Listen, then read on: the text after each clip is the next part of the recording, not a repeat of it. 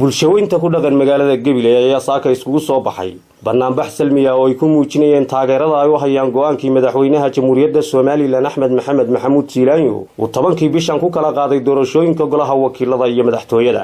waxa kale oo barnaamijkan lagaga hor yimid bayaankii beesha caalamku ay ku baaqeen in mar la wada qabto doorashooyinka. barnaamijyaashan oo isku soo abaabulaya isugu jiray madax dhaqameed, waxgarad, ururada bulshada, ardayda, dhalinyarada iyo guud ahaan labeenta shacabka ku dhaqan gobolka cagaaran ee Gabiley. Kastoo joogan dibad iyo dalba maanta waxaan u taaganahay shacabweynaha Soomaaliland dal iyo dibadba inaanu isugu soo baxno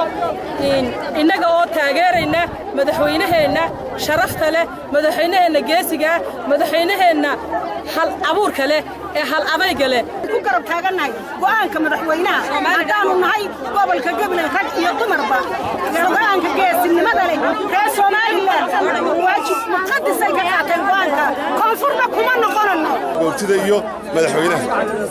waxaan leenahay waan kugu taageersanahay go'aanka aad ka gaadhay waxa ka gaari kar waayay xisbiyada markii ka gaari kar waayay ay kugu soo gudbiyeen adiga ayaad go'aanka ka gaadhay. dadweynaha halka isugu yimid ayaa waxa ay siteen boodar ay ku qoran yihiin halku dhigyo iyo ereyo ay ku muujinayeen sida ay ula dhaceen go'aanka uu madaxweynuhu ku kala qaaday doorashooyinka iyagoo si mugiyo miisaanlana u taageeray go'aankaasi.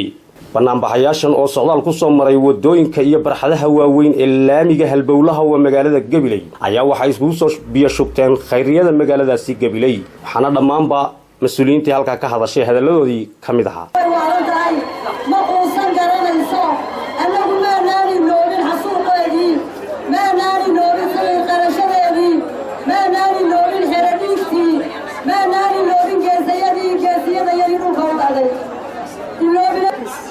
annagu Soomaaliya ma nihin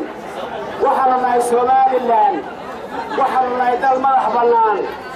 waxaanu nahay dal aan waxba loo yeedhin karin waxaanu nahay dal calan leh waxaanu nahay dal dastuur leh arrimo hoos sheegaysa aanay jirin sida wanaagsan ee uu kala qaaday labadii doorashooyinka saarnaa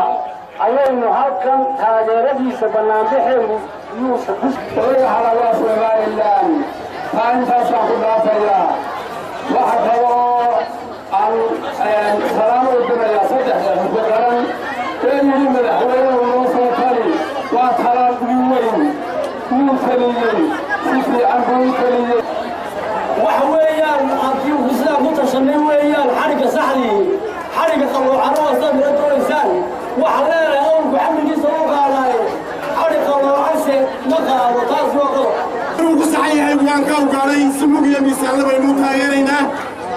مرنا عمل بينه وعلم بينه مدحوينها لا يسكتوا شيء وحنا رسول ما تتري وإن كنتوا بالشيء إنسان قوسيا والهلال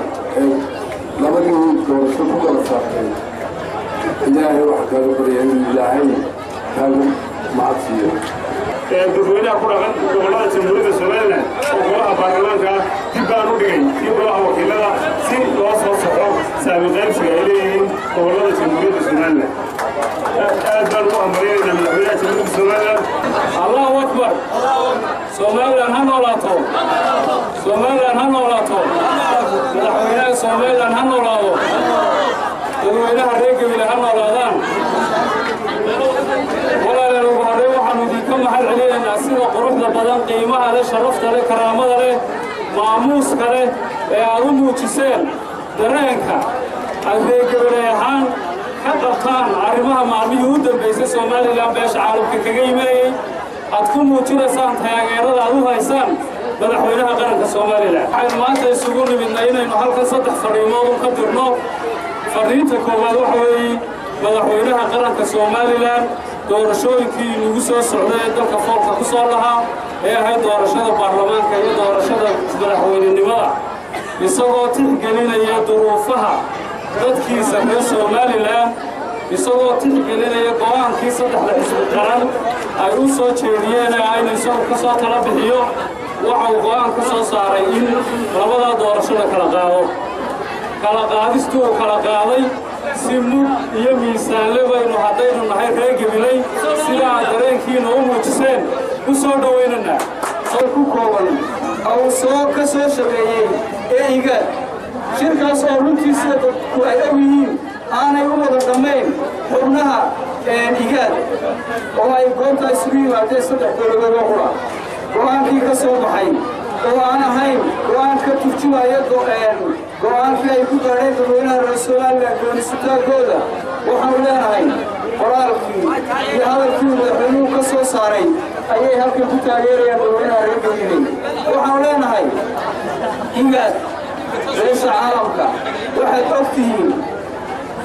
waddanka la yidhaahdo Suudaan wuxuu duhur cad ka dhaqaaqay gobolladii dahabka iyo shidaalku ay ceegaageen ee koonfurta Suudaan waxay ku bedesheen walaaltinimo iyo darisnimo wanaag waxay qiimeeyeen doonista dadka reer koonfur Suudaan oo cod aqlabiyada ku doortay inay la soo noqdaan madaxbannaanidooda وعبد الله داير ورباهية عالمية Somali Channel مقالة